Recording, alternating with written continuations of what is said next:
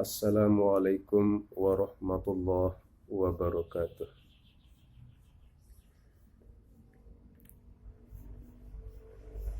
Bismillahirrahmanirrahim. Alhamdulillahi rabbil alamin.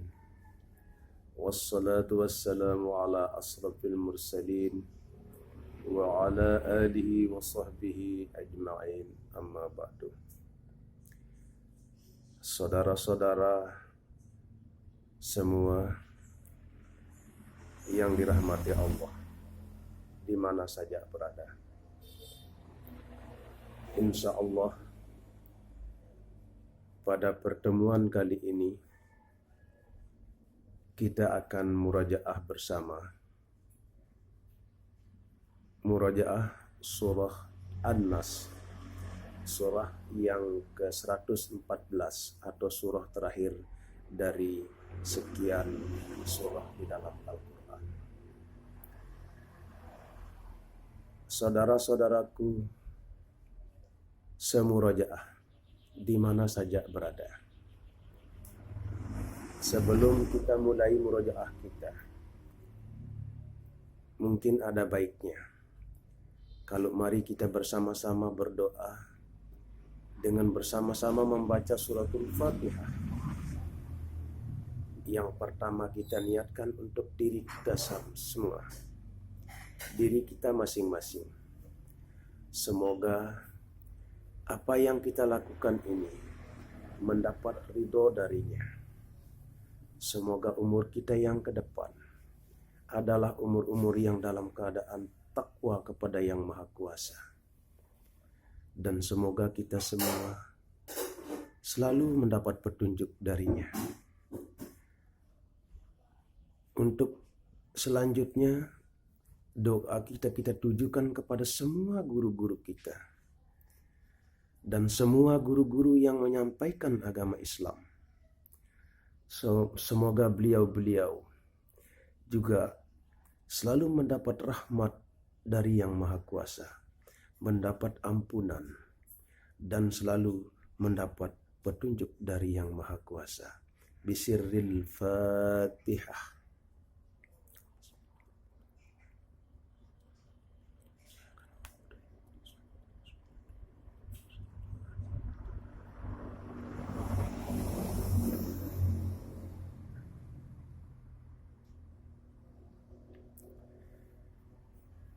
Baiklah saudara-saudaraku semurajaah di mana saja saudara berada. Pada kali ini mari kita sama-sama bermurajaah atau murojaah surah An-Nas, surah yang ke-114 yang jumlah ayatnya terdiri dari 6 ayat. Saudara-saudaraku semurajaah, insya Allah mudah-mudahan selalu mendapat rahmat dari Allah. Di dalam murajaah surah An-Nas, sebaiknya kita pertama-tama memperhatikan huruf demi huruf daripada satu ayat. Misalkan saja apabila kita hendak membaca surah An-Nas ayat yang pertama, mungkin seringkali kita mendengar kekeliruan di sini. Di ayat pertama, A'udzu billahi minasy syaithanir rajim. Bismillahirrahmanirrahim. Qul a'udzu birabbin nas. Di ayat ini huruf pertamanya adalah qaf. Lagi sekali kita perlu ingat, ayat ini huruf pertamanya adalah qaf, bukan kaf. Kenapa sering terjadi kekeliruan di sini? Karena kalau dia itu harokatnya fathah, insya Allah mudah membedakannya. Sebab ketika mengucapkan qaf atau bagian daripada huruf isti'la, maka ketika dia itu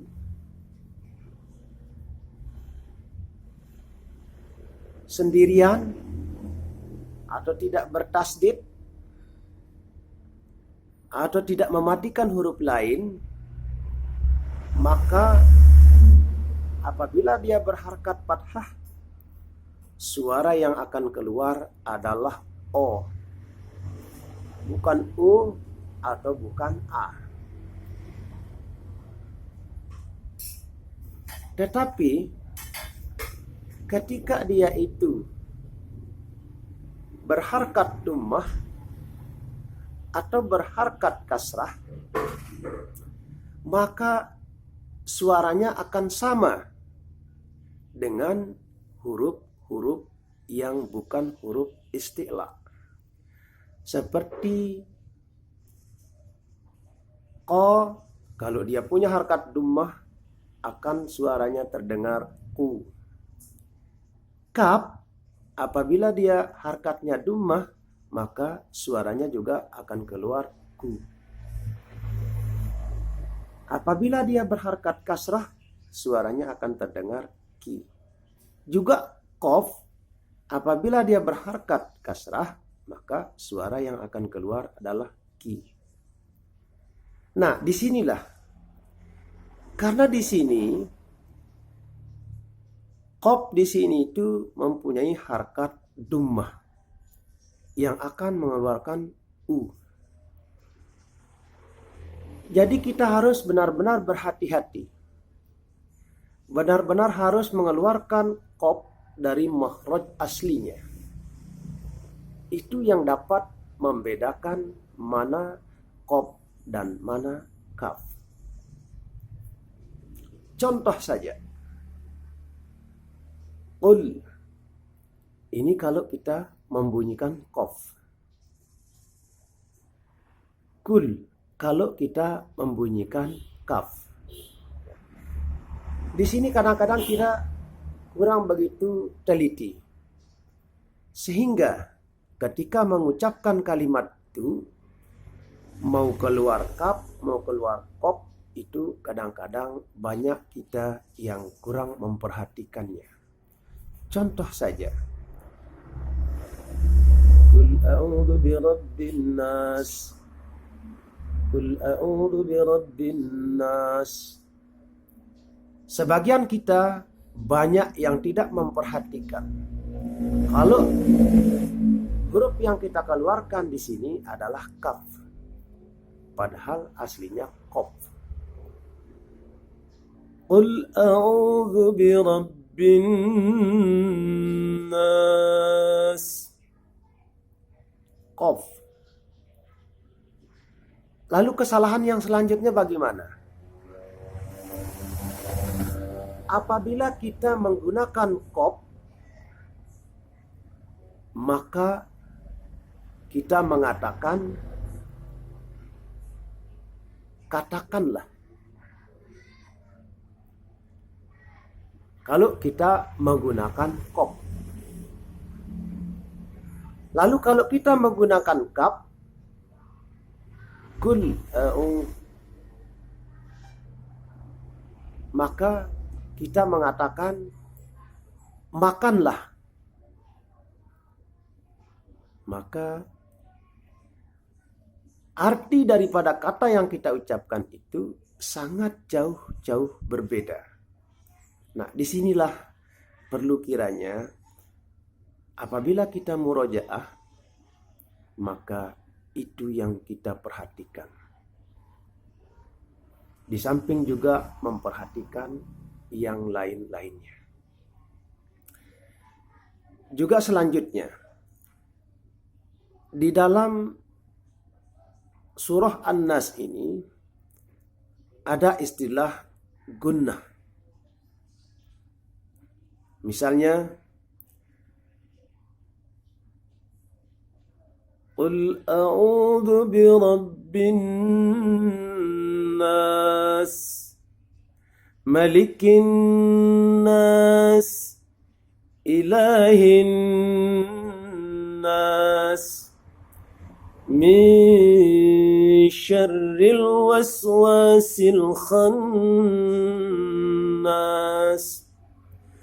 alladzi yuwaswisu fi sudurin nas, minal jinnati wan nas. Perlu kita ingat bersama, saudaraku semurajaah yang dirahmati Allah. Di setiap ayatnya, dari ayat 1 hingga ayat 6, terdapat gunnah. Jadi di sini juga sering terjadi kekeliruan di dalam membaca surah An-Nas. Kekeliruan mana? Kadang-kadang gunnah itu tidak diperhatikan. Padahal secara kaedah tajwidnya, gunnah minimal 2 harokat. Kapan kita mulai menghitung gunnah?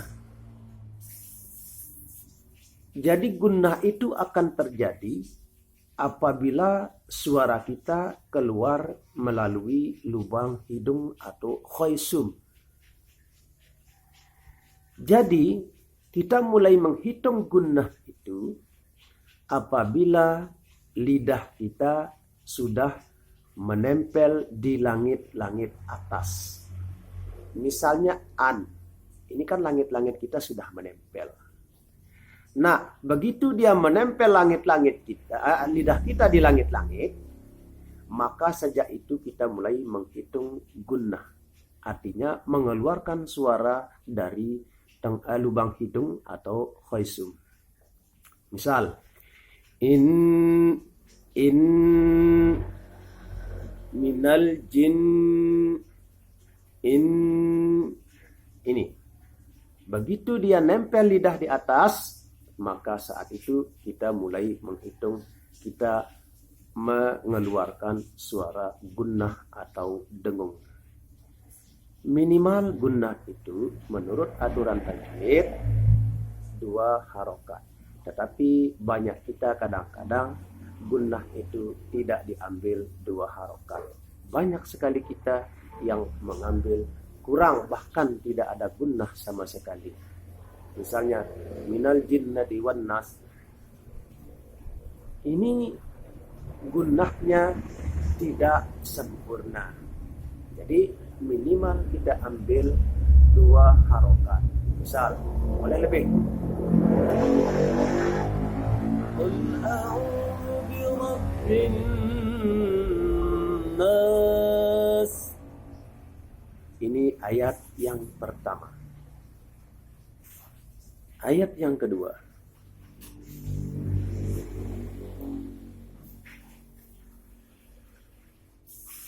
Qul a'udzu birabbin nas,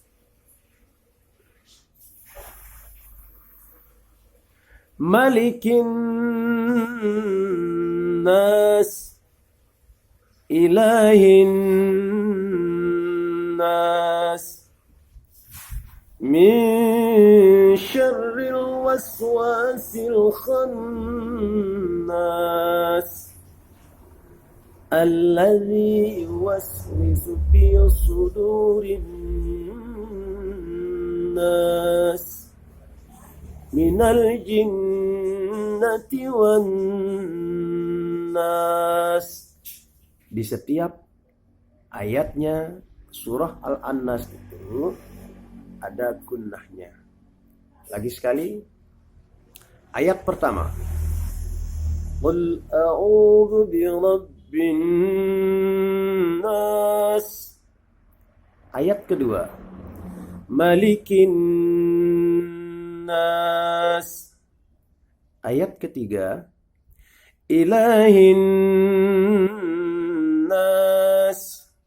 Ayat keempat, min syarril waswasil khannas. Ayat kelima, alladzi yuwaswisu fi sudurin nas. Dan ayat yang terakhir, minal jinnati wan nas.